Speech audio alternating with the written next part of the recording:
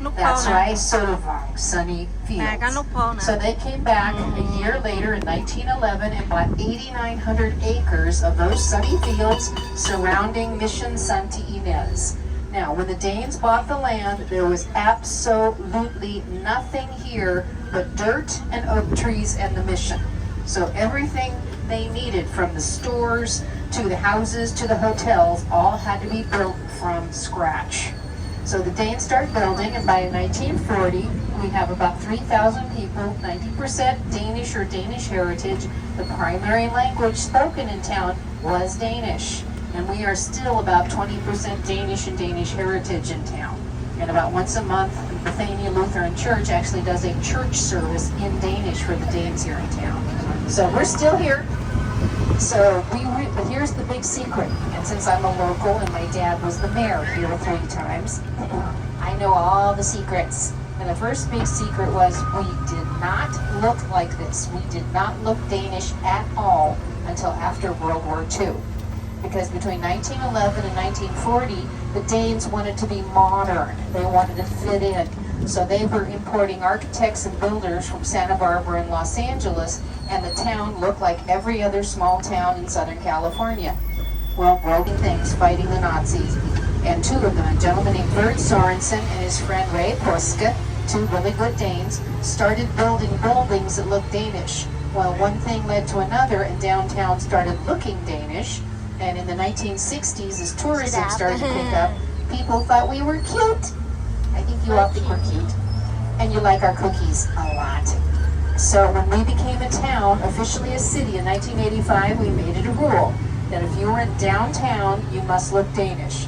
So this is the northern edge of what we locals call the village. This is the part that must look Danish. And since 1985, if you're in this area, you must look Danish. If you're outside of it, you can choose to look Danish. And one of the very Danish things coming up here on the left-hand side is we have 6 Danish bakeries. And if you'll notice on Olsen's Bakery, Bent Olsen is an immigrant Dane. You'll see something that looks like a golden pretzel with a crown on top. That is not a pretzel, that's something called a kringle. In Denmark, they do not have cake for celebrations. You don't get a birthday cake, you don't get a retirement cake, you get a retirement kringle. It's this huge pastry, kind of looks like a pretzel, but it's about the size of a pizza. And if you are a Royal Crown baker, you have a crown on your kringle, that means the Danish Bakers Guild has authorized you as good enough to serve to the Danish royal family. All of our bakers are Royal Crown bakers. That means all of the food served in town must meet the standards of the Danish Bakers Guild, which means certain kind of cake with Danish butter. So that's why our pastries taste so different compared to any place else, is because they have to be good enough for royalty. So when you buy our pastries, that's why we're special. Now, one thing that's really cool about Solvang is some of our original buildings are still here, and they still look like they did from the 1920s and 30s. We don't require anybody to rebuild to look.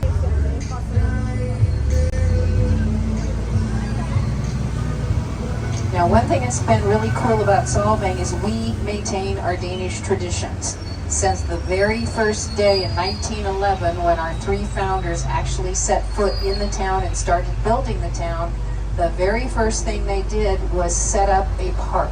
And coming up here on the right in a moment is Solvang Park. And that was donated by one of the grassy area with a bandstand and some tables to sit on. That's because in small town Denmark, there's always a park in the center of the town where you do all of your community activities. So our park is used for our farmers market every Wednesday. We do concerts in the park during the summer for free every Wednesday evening. It's where we do Danish Days. It's where we do our Jule 4th of July celebration. And to this day, like I say, it is still the center of town for any activities that we have.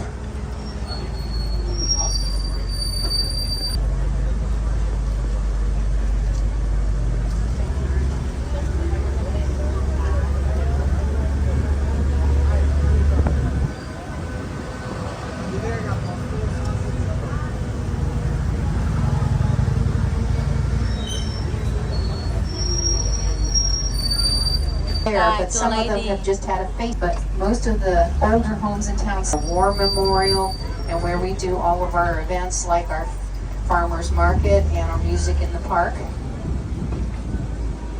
And as we go by here on the right, on the left, you see these buildings have all been facelifted. This was some of the oldest parts of town, especially this building says Drover's Donuts. That used to be what I remember as Tower Pizza, and before that it was something called the Mercantile, which was kind of our Tractor Supply and Hardware. So it's still there, it's just got the facelift. Now if you look to the right, you'll see this little building that says Panino. That is what's called Mission Revival style. That's been here since the 1930s. It does not have to modernize. It can remain the way it was, so you get to see what old Solvang used to look like. Now, one of the cool things about being on the trolley, if you look to the right, that is a legit absolute. Make sure you look up. That is a Viking style because it has the little haircut up on top. If you look up on top to the roofs, you will see all kinds of wooden storks, you'll see wind vanes, and you'll see interesting things like a true thatched roof. Has anybody noticed the little yellow bird houses on the side of buildings all over the town? If you look, you might see them. Those are not bird houses. Those are something called julenissehuset. Because in Denmark, just like there's no birthday cake, you get a kringle for your birthday. In Denmark, there's no Santa Claus. It is the julenisse, the Christmas gnomes, who bring you your presents. And normally they live in the forest or they live out on a farm. Well, in the big city, you have to give them an apartment. My childhood that's gone, they're very fragile. So as you look to the right, to the left, you will see what downtown old Solvang used to look like. You see little Tudor-style houses, little fairy tale houses. The white building was the home of one of our three founders, Professor Hernschild. And the building here that's Samirabel, that was built after 1985, so it has to look Danish. But now you can see on one block what the town used to look like before World War II, and now you can see what it looks like after World War II.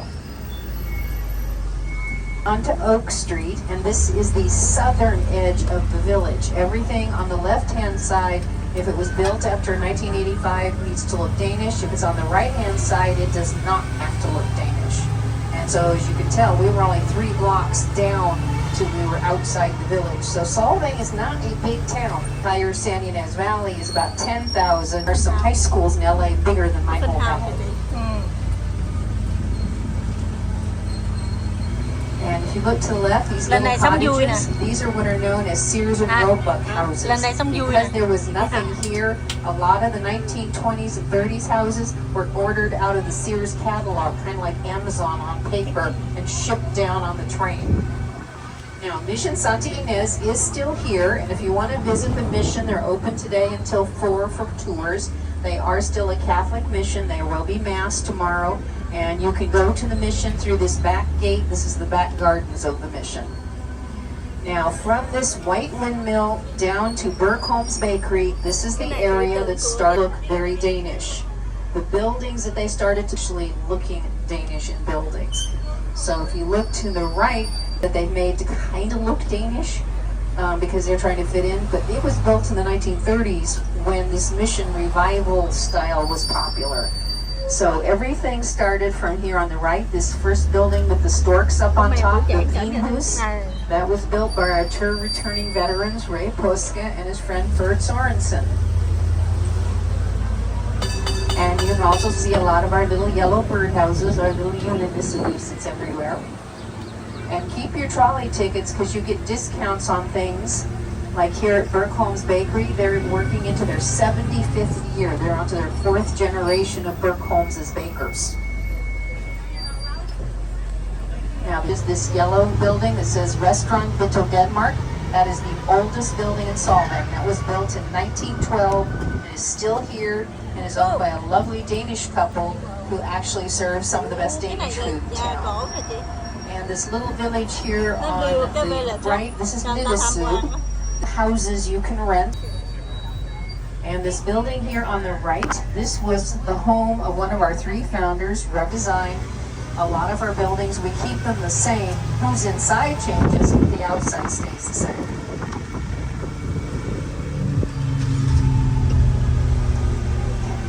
Now, some of you may have noticed we do have a Subway sandwich, we do have a Domino's, but we do not have a Starbucks or a McDonald's.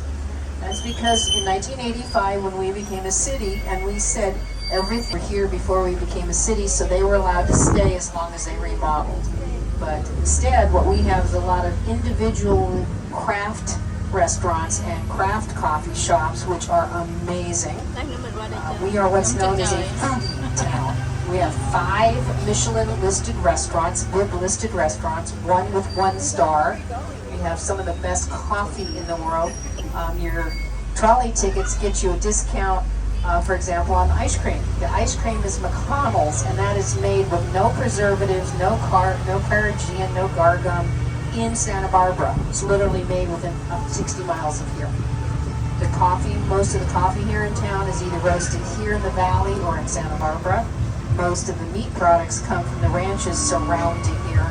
And one of my challenges is if I'm ordering pork in a couple of the restaurants, I may have paid for the piglet because it's so local. So we are really lucky to have some amazing food here. And of course, all of our wineries. If you want to be in our escape room, or if you want to be on the Highline zip line, which is the fastest zip line in California, they're part of the trolley family. And here on the right, this is the second big white windmill that was in Raeposke. And it used to be a Danish smorgasbord restaurant. Now it's brewing its burgers and brew. Still here, still looks the same, just new people. And as we go by here on the right, you get a really good look at Bent Olsen's Bakery and his Kringle and Crown. And again, your trolley tickets will get you a discount. And Bent is known for his Kringle. So it's kind of like a big bear claw taste. So something fun for walking around town this afternoon. Also here on the right is the California Nature Art Museum. And they have the first and only troll in these huge 20. If you go in there, you might see some Kringle in your hand, because we do keep the keeper happy. Solvang market. All right, so now we're back on the western edge of the village. So on the right-hand side, they do not have to look Danish unless they want to, and most of them don't. If you are on the left-hand side and you were built after 1985, you must look Danish. So this apartment building, when it's finished, will have to have Danish touches. And now we're back on Oak Street, which is the southern edge of the village, and is a great way to say that on the right-hand side, if you were built after 1985, you will look Danish. If you're on the right-hand side, you do not have to look Danish, and none of them do it except one building. So in the village, out of the village.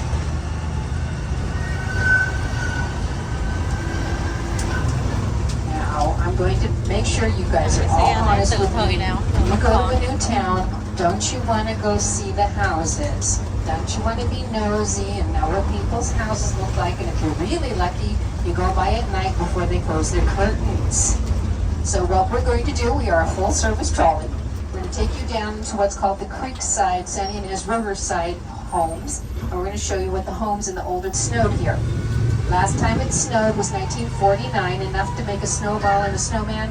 That was before I was born, and according to my grandkids, that was back when Jurassic Park was in place. If a Dane is living there, it will likely have a stork on top, because storks are good luck and prosperity. So you're looking for steep roofs and storks.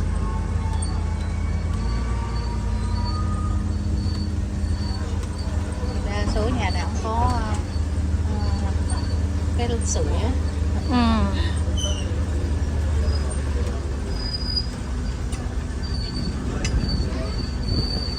And if you look to the right, Chỉ có cái kiểu sơn như này là very steep roof, a stork, and look even at the mailbox with a little bitty stork.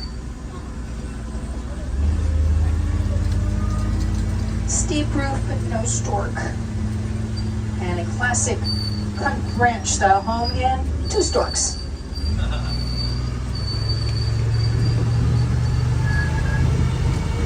All right, welcome to the Elverkøy, which means Elves Hill. And this building was built by a Dane named Viggo Brandt Eriksson after World War II. And like a lot of Danes, he came to America. Visit the museum, you can. It's $5 for adults, $4 for seniors. Kids are free.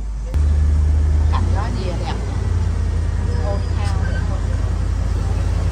So that house is the real deal. That's a true Danish house built like it was the 1700s. And as we're about to turn, if you look to the right, you will see a big white 2-story house. This is what you would see out in the suburbs outside of Copenhagen. This is a traditional Danish kind of neighborhood house. So the Danes brought their architecture with them when they moved here.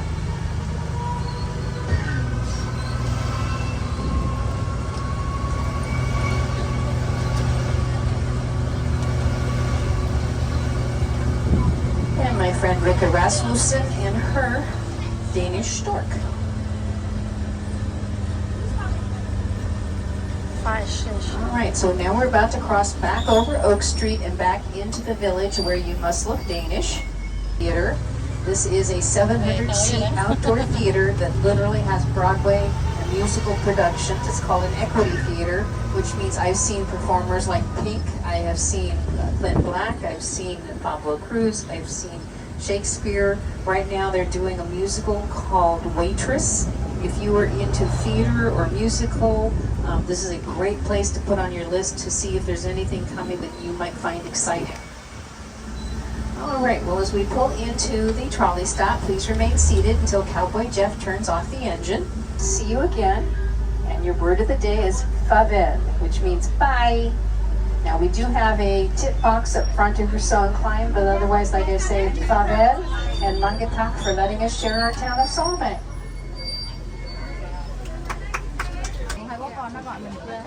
Chưa.